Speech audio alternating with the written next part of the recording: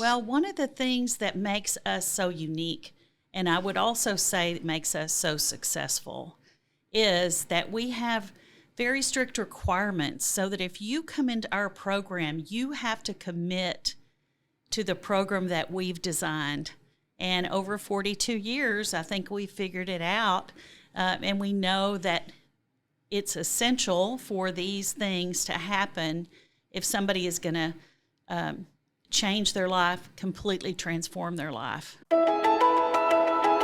Welcome to the Nonprofit Nook, the podcast for nonprofit leaders, board members, and community changemakers who want to build stronger, smarter organizations.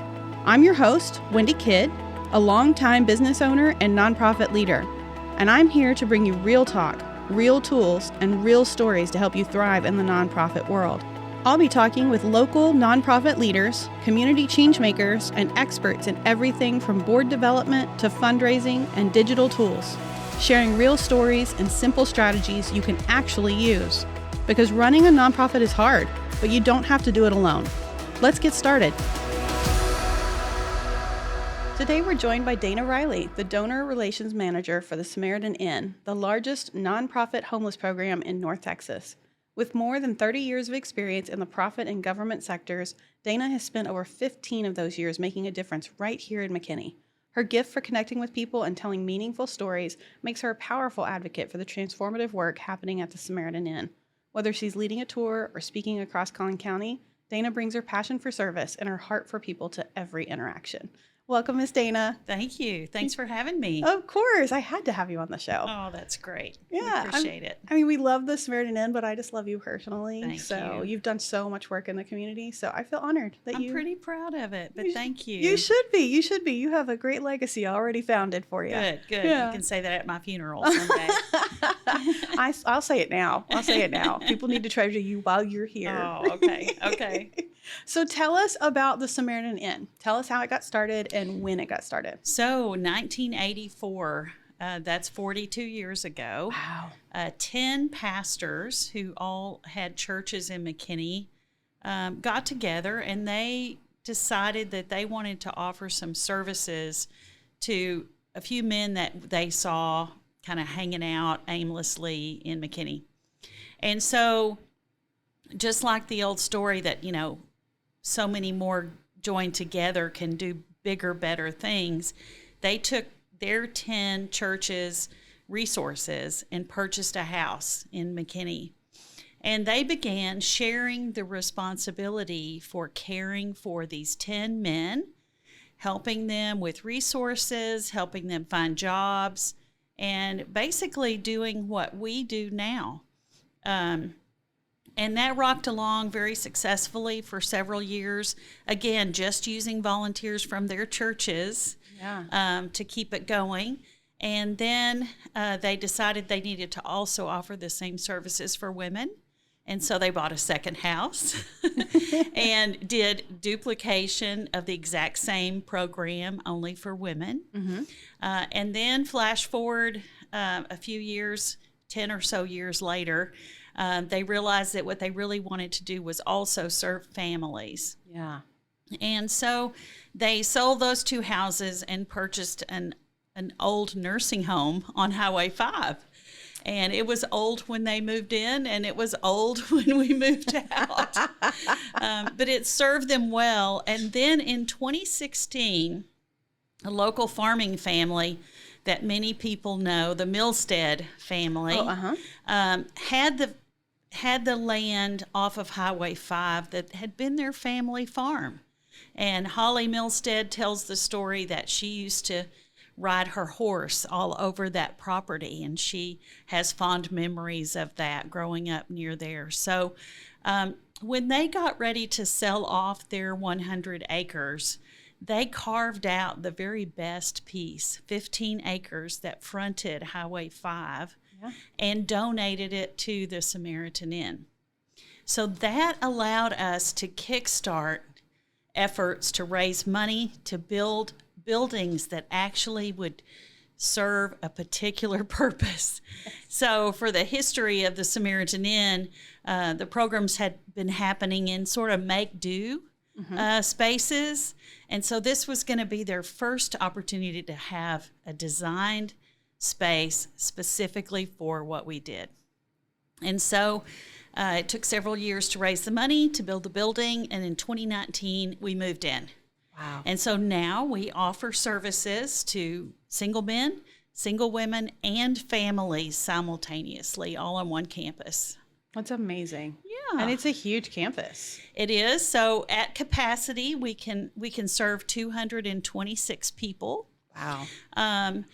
Because we allow families to have a room to themselves, we don't always have a head in every bed. Sure. And so we hover right around 180 or so. And you'll see that number go up and down as people graduate or exit the program. Sure. So how do you stay in touch with what your residents need? Well, we have a full staff of caseworkers and case managers, and they know exactly what our residents need and want. And we do the best to provide them with the needs, and then we help them plan so that in the future they can buy the wants. Sure. Yeah, our focus is really about saving and about paying off debt. Yeah. Yeah.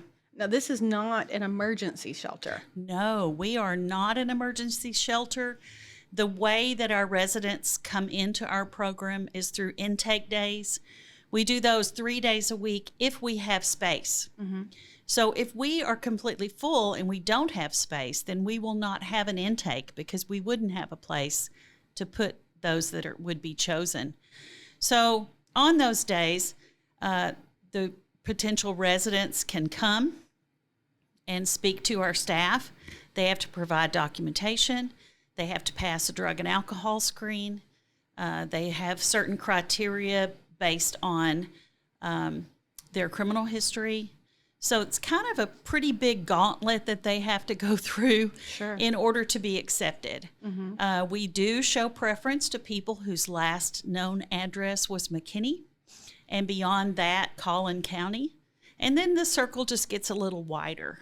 Sure. If we have nobody there from Collin County, then we might take someone from Oklahoma or New Mexico. It just depends on the particular day in that situation. Sure.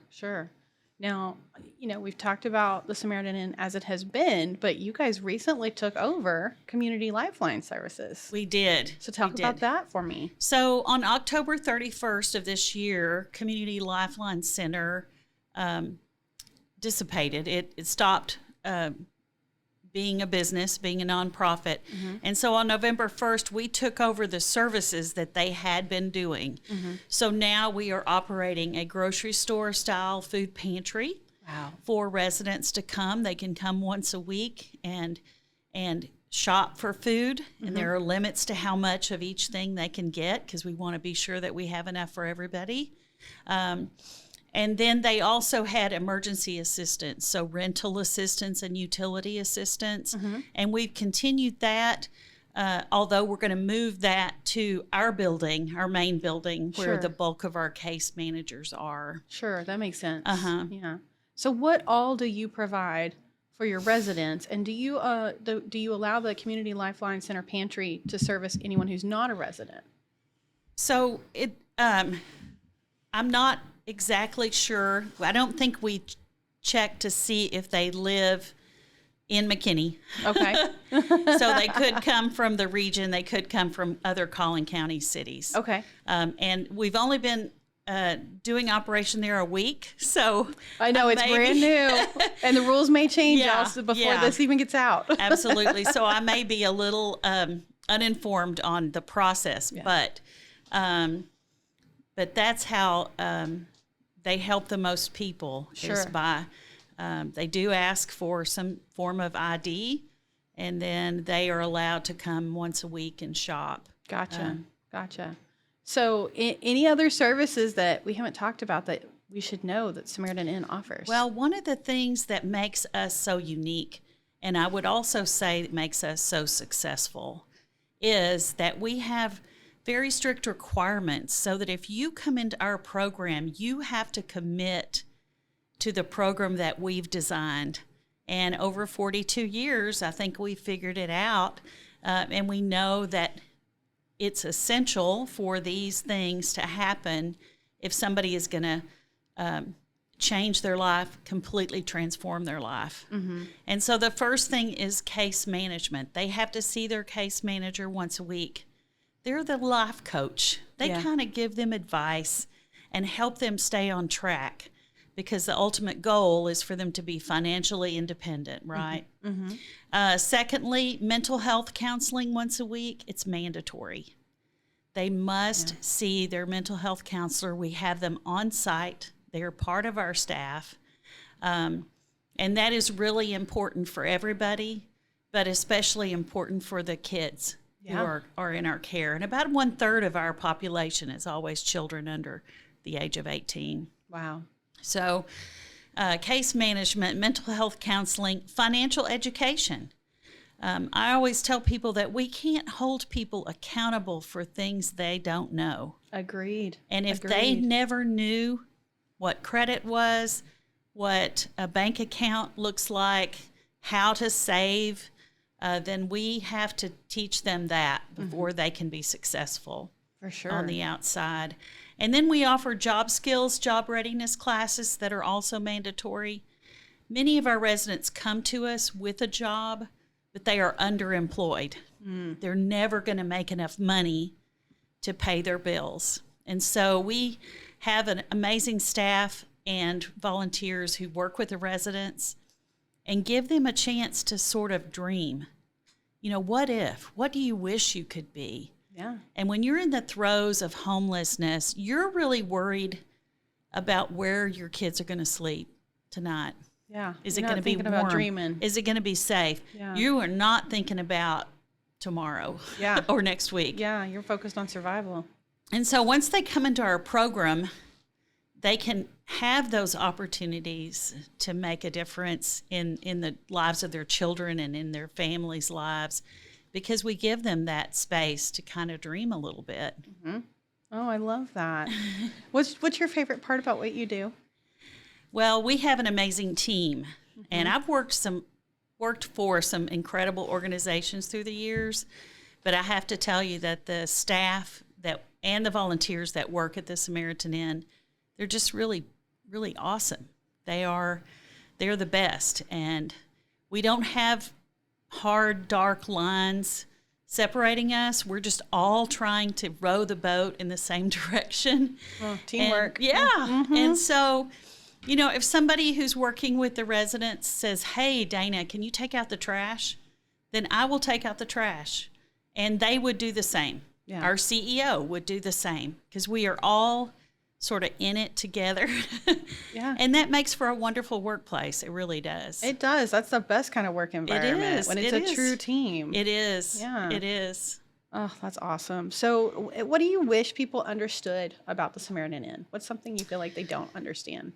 Well, I think that, first of all, you already mentioned it, that we are not an emergency shelter. So please don't drop someone off because it sort of re-victimizes them, because we may or may not be able to help them at that particular moment. Yeah. If somebody does show up and they are hungry, we're going to feed them. Mm-hmm. If they are not appropriately dressed for the season, say it's the winter time and they're wearing flip-flops and shorts, then we're going to give them a set of clothes or a coat.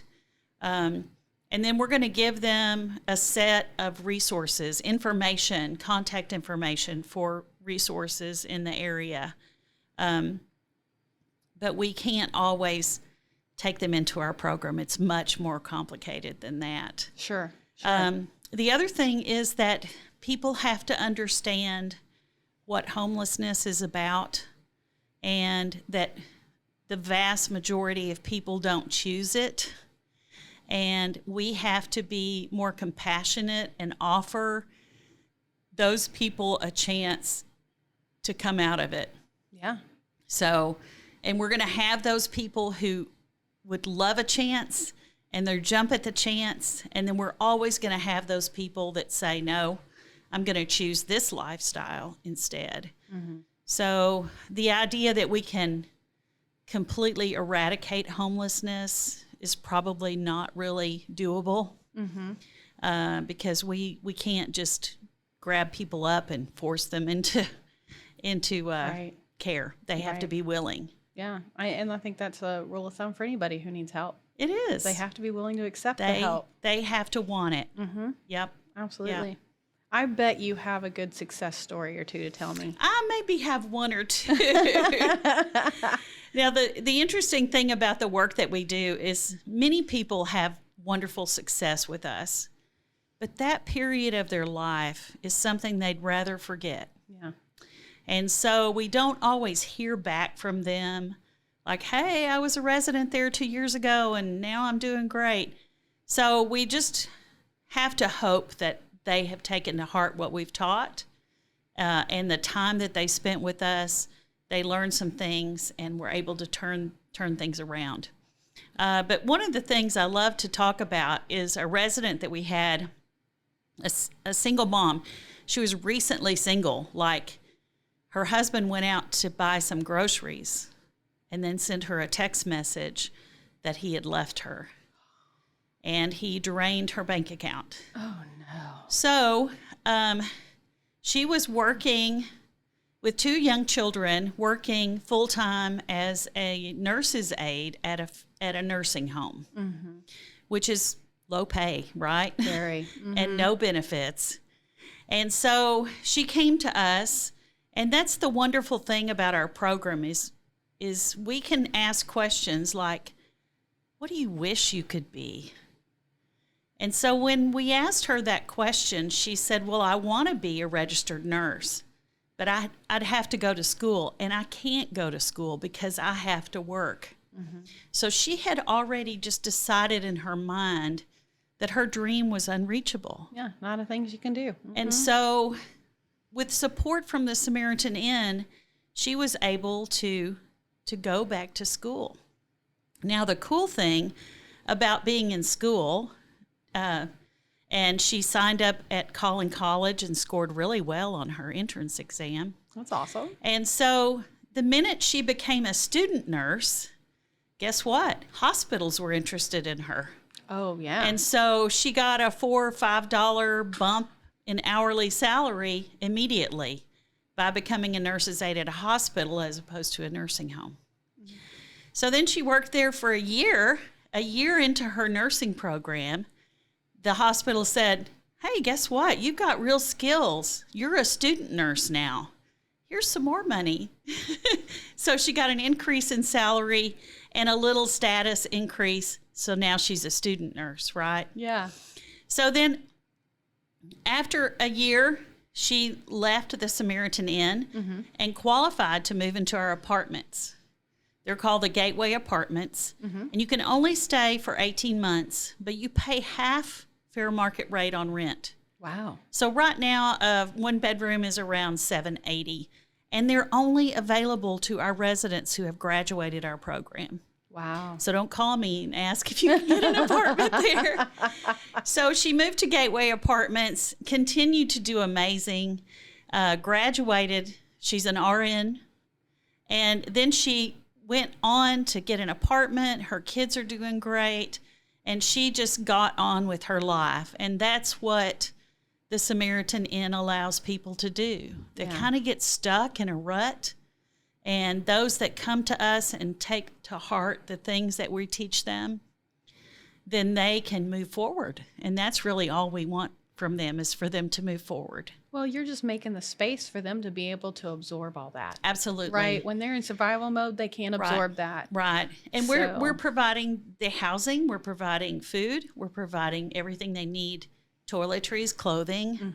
We're helping with their children. There's just so much that we provide that they have a chance to say, okay, exhale. Yeah. I can do some things different with my life. Yeah. Oh, that's so awesome. Yeah. I love that she got to do all that. I know. That's so great. You're giving people their dreams. Yeah. That's just, you're not just giving them a place. Well, you're giving them their dreams. And what they don't always understand is that dream is them. Yeah. We're just providing sort of a tool, but the engine behind those dreams coming true are them. and their willingness to work hard and their willingness to do the hard stuff. Sure. Yeah. Well, how can people get involved with the Samaritan Inn? How can they come help? What can they do? We always need volunteers. We have over 200 volunteers that come every week. Wow. And if they left, we'd have to close. Sure. So they do all kinds of things internally with our residents and administratively as well. The best way to support us is with money.